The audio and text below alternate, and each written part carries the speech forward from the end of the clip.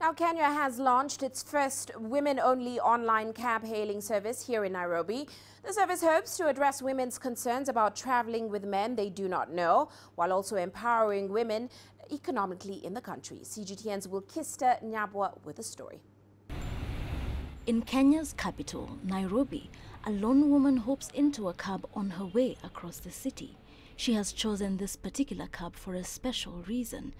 The vehicle is registered under ANISA, an online cab-hailing service run by women. It serves female passengers and young children only.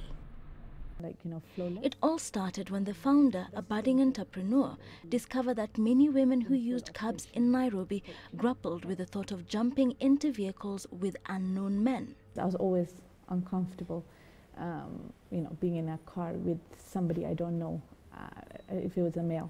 So I was always in search for a female driver, but it was very difficult for me to find.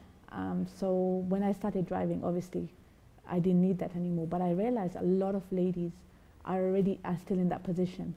So Menna decided to start a taxi service that would cater to the women. But first she had to find female drivers in a male-dominated industry. Susan Cherotich is one of over 50 female drivers who signed up for the new service. She has worked for all the other online cab services, but this is different. It's long overdue. Now that we have our own app, we run it, and especially for us, it's more empowering. In the last 3 years, at least a dozen online cab services have launched in Kenya to meet the changing needs of commuters.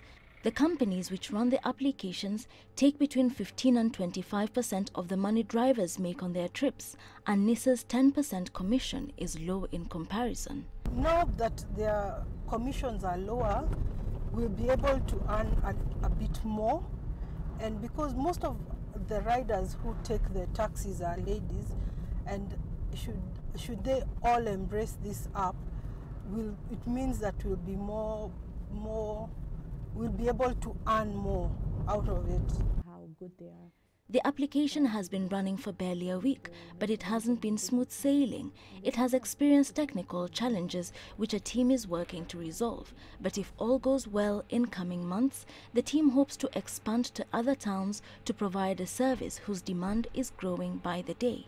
Female cab drivers are estimated to make up just 3% of the 12,000 drivers registered with online cab-hailing services.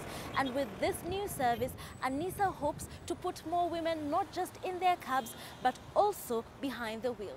Wilkister, Nyabwa, CGTN in Nairobi, Kenya.